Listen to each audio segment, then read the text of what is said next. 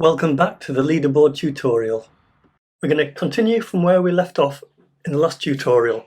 So if I hit the green flag, you should see something like this. If you don't, then you probably need to go back and look at the last tutorial again. So what we're going to concentrate on this time, we've expanded the tutorial so that you can store a lot more than 10 names in it. You can store 50 names if you want.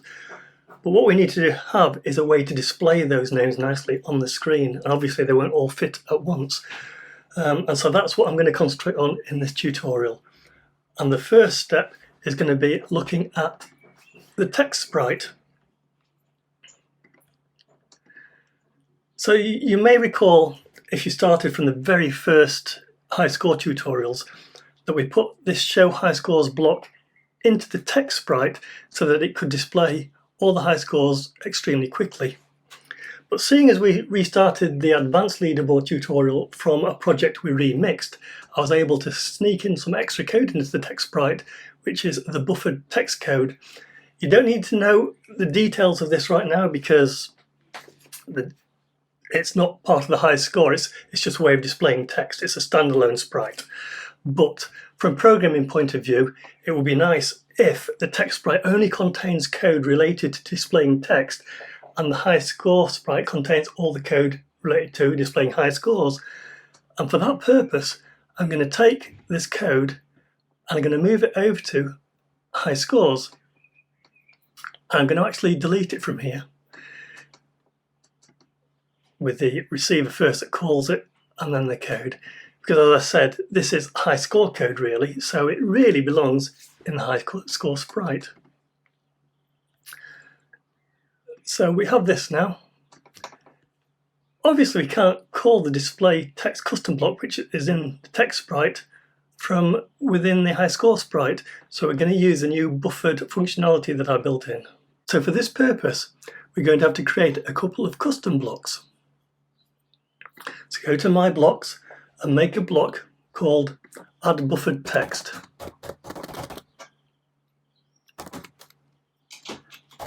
And we're going to have two parameters for this. The first one will be called command, and the second one will be called parameter. And we're also going to need one more custom block, and that's again going to be called Add Buffered Text. But this is only going to accept one input, which is command. And this raises an interesting and useful point in that you can have custom blocks with the same name, but with different amounts of parameters, and it will automatically call the correct block depending on how many parameters you set. We also need to put the code that we pulled across back into a custom block called show high scores. So let's make a block called show high scores. And this needs to be run without screen refresh. This has to all the loops have to run within one frame. So I'll just put the code as is in for the moment. And also we need to add the receiver back in. So when I receive show high scores, then it is going to show the high scores. But as mentioned before, this script is going to have to change a little bit now. The way we use the text sprite has been modified. So instead of doing all of this, we can do something similar but in lists. And so I'm going to use my add buffered text block.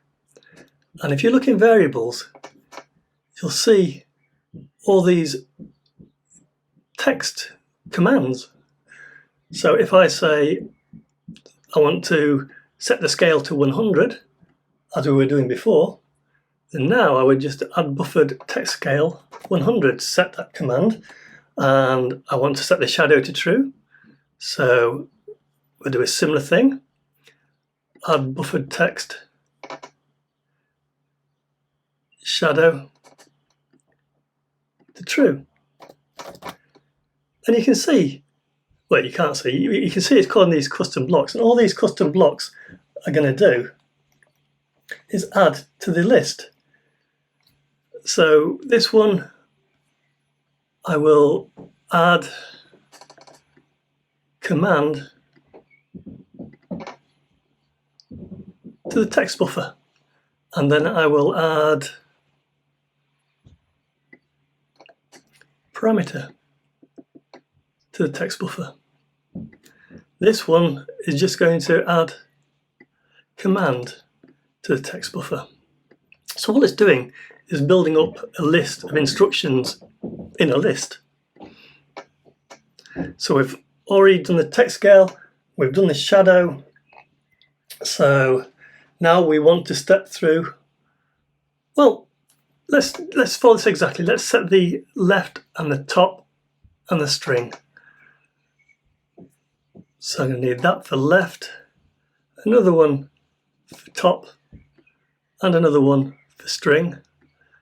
And then to display the text, I'm going to set a command with no parameters.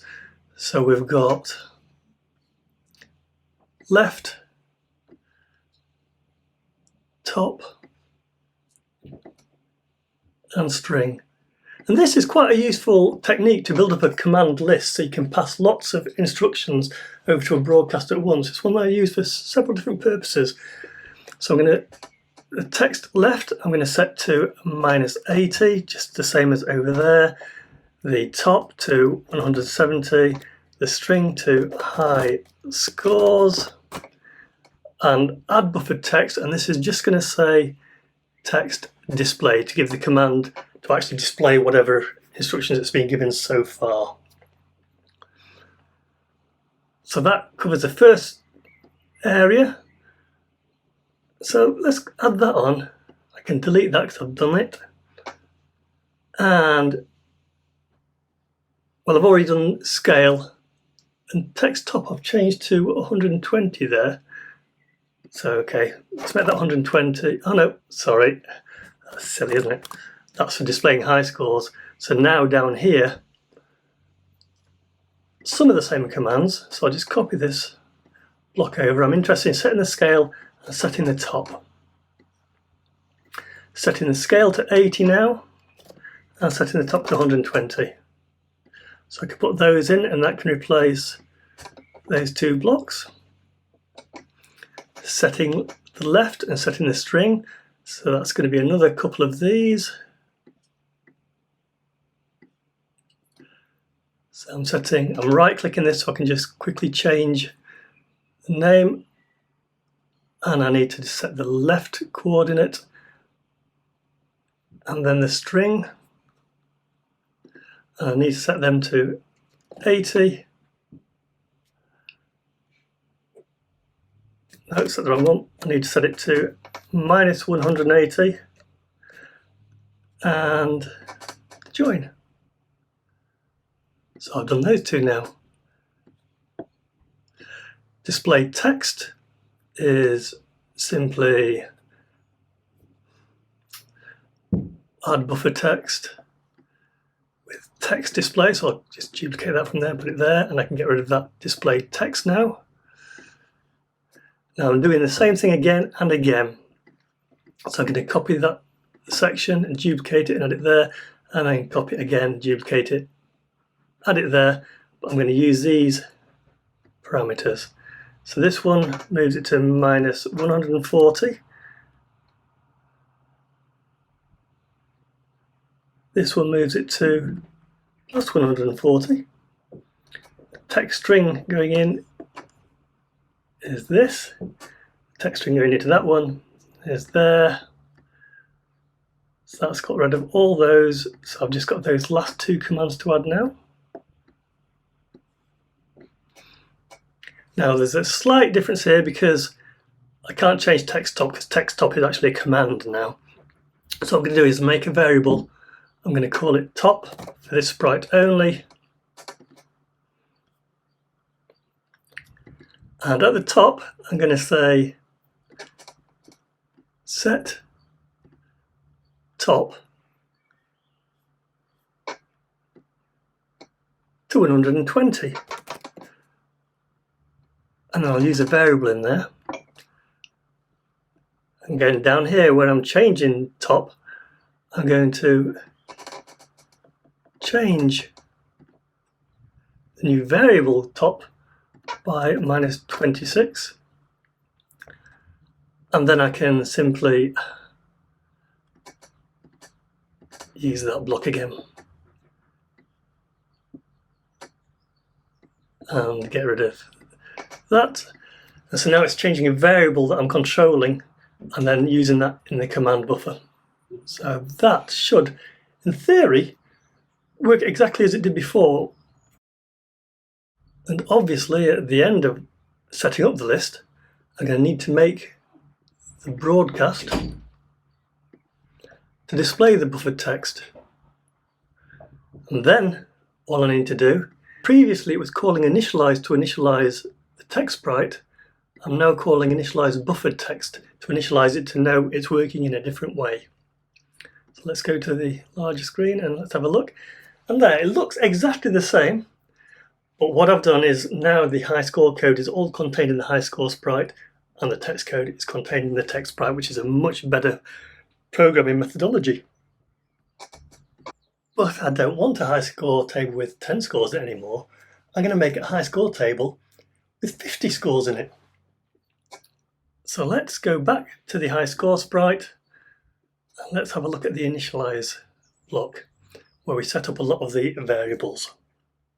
I'm going to change high score number, which is the number of entries in the high score table, to 50. And I'm going to set max digits back down to 5, which is what I generally use in my games. And now, let's have a look what that does.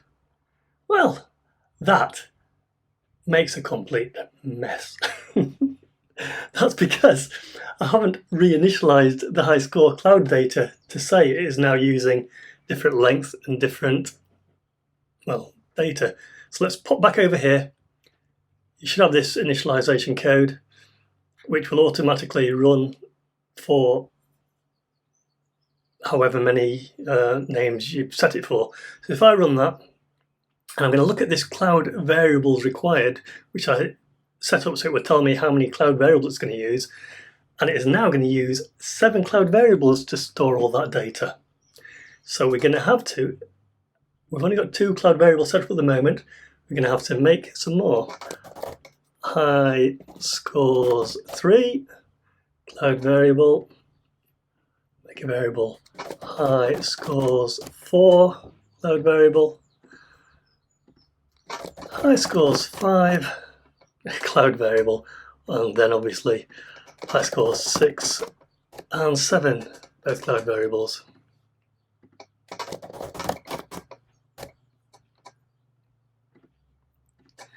I don't want to display those on the screen, so I'll just turn those off. And I need to modify the code to use all of those cloud variables. And you can use up to 10 cloud variables, so we could store even more than 50 if we wanted to. Let's go over to decode high scores, where currently it's joining high score 1 and 2. We now need to join all the way up to 7. So we're going to use a lot more join blocks. Join, join, join. We're just stringing these together, so we've already got 4 there. 5, 6. So this, now, having joined all those together, I can now join 7 different variables. So we'll join 1 with 2, get rid of this, drag this whole big block in, and we're going to add 3, well, all of them, all the way up to 7. So that's joining all the data together, and it's going to work with that. So that step was quite easy. That's decoding. We also need to encode. Now we already made it so that encode high scores call a function called breakup cloud data, and that breaks everything up into 256 character sections, because each cloud variable can take up to 256 characters.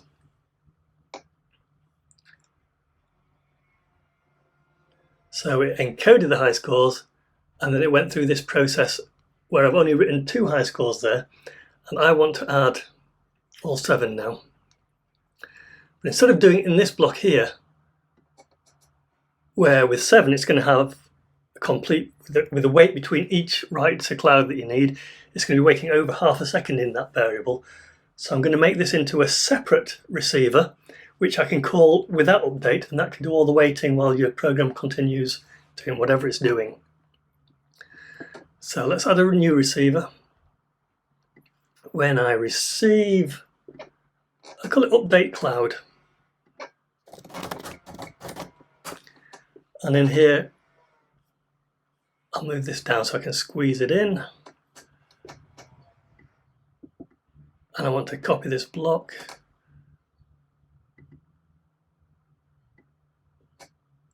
And I want to do it several times. So that's the 1, 2, 3, 4, 5. I need another 2. So because I'm going to call this, I'm going to call it after encode, but I'm going to use a broadcast and not a broadcast and wait. So update cloud. And so although this receiver is generally called with broadcast and wait, it's not going to wait for all of the update cloud to finish. That's going to be going off on a different thread, and so it's not going to make you wait for over half a second for this to return. And this needs to be 1, 2, high scores 3, 4, 5, 6, and 7. Similarly, I have to index the correct one, so that's 4, 5, 6, 1, 2, 3, 4, 5, 6, and 7. I've got too many on there. 1, 2, 3, 4, 5, 6, 7. Yep, so I don't need those. So now that should read and write the data correctly. So again, just to be on the safe side, I'll reset all the cloud data, make this a little bit larger, and let's have a look. There we go. It's working as expected. And clearly it's not going to fit all that information on the screen in one go.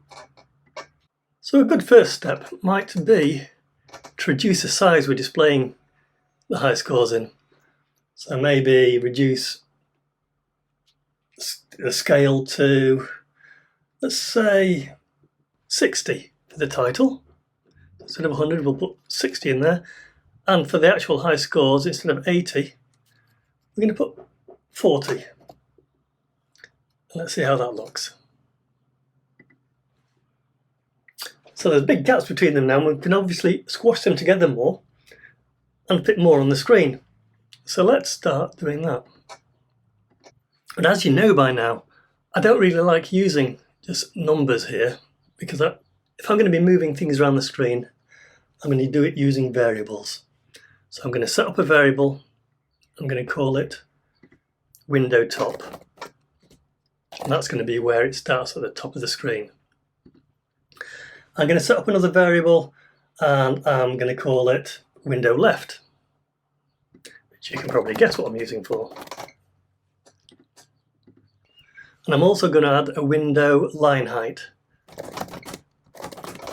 which I'm going to set to say how much of a space I want between each line. So let's hide those from the screen. And over here, we'll actually initialize those. So we'll set top, window top. I'm going to set that to 110, so it starts fairly near the top of the screen. And let's duplicate that. We're going to have window left, and I'm going to set that to 60.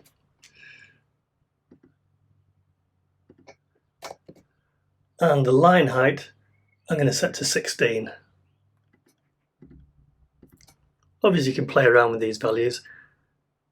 I think that should be quite nice. And now let's make the display function actually use those values. So we're going to set the text top to top. And notice at the moment it's 170 and 120. So we're going to set it to there. We're going to set text left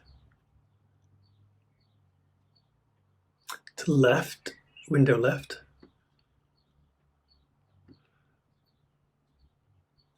And here we're moving down a bit, so I'll change top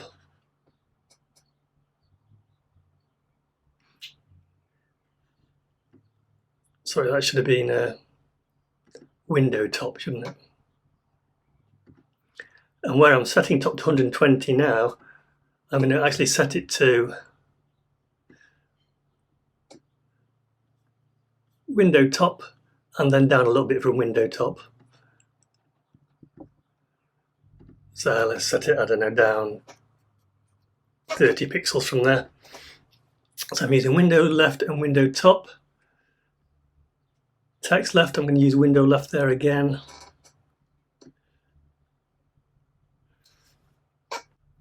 But after I've written the first string, I then want to move across to the right a bit. So let's actually set up a variable called just left. So I can adjust this without changing the value of window left. And at the top, I'm going to set left. So that actually equals window left. So it starts at the value of window left. And there, instead of setting it to window left, I'll just set it to left. And now what I can do is I can, after I've displayed that, I can change left to move it to the right. I'm going to do it by 20. I think that'll be about right. And then we'll set the left position to that. And then after I've displayed that string, again, we will change the value of left. We'll change it by 100 because this is after the user's name. So that'll be a lot longer. And then let's use the variable again. In there. So if I set that running, let's have a look. And that's not bad. It's displaying tap mouse or screen to play over the top of it, which I'll sort out later. But you know, I can clearly see 16 high scores there already. I think the next step to making this look nice will be to put some sort of frame around the high scores. And although I could have added one for you to remix, I thought I would take the time to show how to actually create one using the vector editor. Now this isn't something I'm particularly good at, but I can do the basics. So let's draw a new image. Let's call it Leaderboard frame. Okay. Now first of all, I'm going to have a rectangle around the leaderboard. So I'm going to choose a box. I'm going to do it in black. No, sorry. I'm going to have transparent on the inside, black on the outside, which is already selected, and 8 pixels in thickness for the line. And then just draw a box like so. I think I'd like it more than 8. I think I'm going to turn that up to 16. Gives me a nice solid outline. The leaderboard is always going to have the words high score at the top, so rather than displaying it using the text sprite every frame, I'm just going to add it to this graphic here. So I'm going to set text. I'll do it in, I think I'll do it in marker. That's quite a nice font. And I'll just add the words high scores, which you can't see because I'm doing it in transparent. Let's change that colour to black. There we go, now you can see it. So that's okay, I'll make it a little bit bigger. So now I've got high scores. And I think I'll have a nice line underneath high scores as well. So we'll select the line again. Well, for the first time, 16 in black. Now I'm going to hold the shift key down here and I'll show you why. As I drag the line, it makes sure it stays level. As long as I'm holding the shift key, then the line will only go on certain angles, so it makes it very easy to draw a completely level line, which I will do to there. And I think what I would also like is a colour behind high scores. So I'm going to select a colour. Well, first of all, I'm going to select box. No outline this time, so transparent. And the colour I'd like to be a shade of red, I think, quite a dark shade of red. Yeah, about there, I think. I'm going to zoom in a little bit so I can see reduce the size of that. And I want it to just be up here, so I'll draw the box just inside there, drag it over. And what I'll do now is I'll send that box by clicking it, I'll send it to the back. So we now see, if I go back to showing it all, a nice high score table. But what would be even nicer is if I just rounded the corners a little bit. And I can do that quite easily. If I select this tool here, which is called, what is it called? The reshape tool. Okay, first of all I'm going to select the rectangle because that's what I'm reshaping. I'll select the reshape tool and I'm going to add a dot just underneath that corner and just to the right. And same for this corner, just to the left and just underneath. And then I'm going to select the very corner ones. I'm just going to select them and delete that one. Select that corner and delete that one. You can see it's really nicely rounded those corners off. And I'll do the same at the bottom. I'll reshape it by adding just to the above and just to the right, just to the left and just above. And again, delete the actual corners. And that is quite a nice high score frame. So let's add that to our game. We've got it designed there now. So let's go back to the code. And I'm going to stamp that costume to the screen. And I'm going to stamp it after the text has been written. So where we have a broadcast displayed buffered text, after that I will add another broadcast to display frame.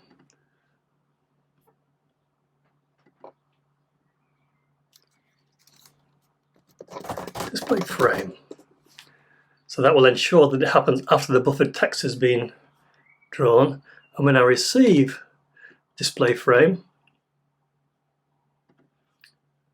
I'm going to make sure I'm in the correct position, which is the costume is the full screen and I've positioned it where I want it. So it's at 0, 0.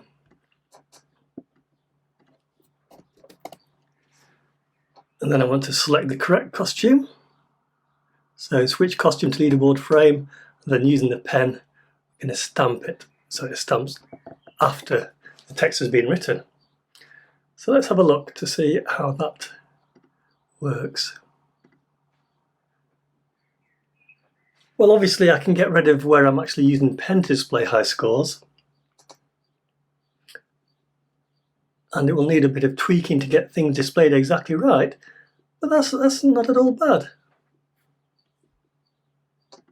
So let's remove the bit where I'm actually making display high score using the pen. I don't need that anymore. So I can take out the position for it and the display of it like that. So I can set the text for the actual high score, take the scale there, and I don't need this anymore. And the top should actually be at the window top now. I'm not adjusting it to go underneath the title. So if I have a look at this, that's not too bad. I've fitted scores 2 to 15 on there. What I can do is I can actually tweak this while it's running. So if I set it going, and I go into my costume designer, I think I'd like to display scores 1 to 15. So what I can do is I'm going to select everything here. Just drag a box around the selection tool and drag a box around all of it. And I'm going to use the arrows on the keyboard to move it up. I think I'll move it to around there. And then if I just run the code again, see it's moved. And I need to go a little bit higher to show the first score. So I'll select it all again. And I think just a few pixels up, and a little bit to the left. And that looks pretty good. Maybe a little higher and a little bit more to the left, but you see you can just tweak it around. And how's that doing? Now I'm just displaying the scores. Yeah, that's not bad at all. It needs to be a bit longer, so because I want to display 15 scores, I've decided arbitrarily. So let's just select the box.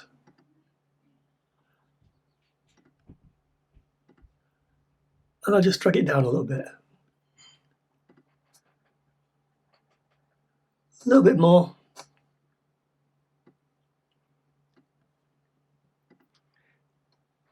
I think that's pretty much perfect. Display 15 scores at a time. I think that's quite nice. But obviously you can change this as you wish, and that shows how easy it is to fit it to how you want it to be on the screen. And that feels like a good place to bring this part of the tutorial to a close. We'll continue from that point in the next tutorial. I hope you've enjoyed this one. Don't forget to follow the RokCoder YouTube channel, and I'll see you next time.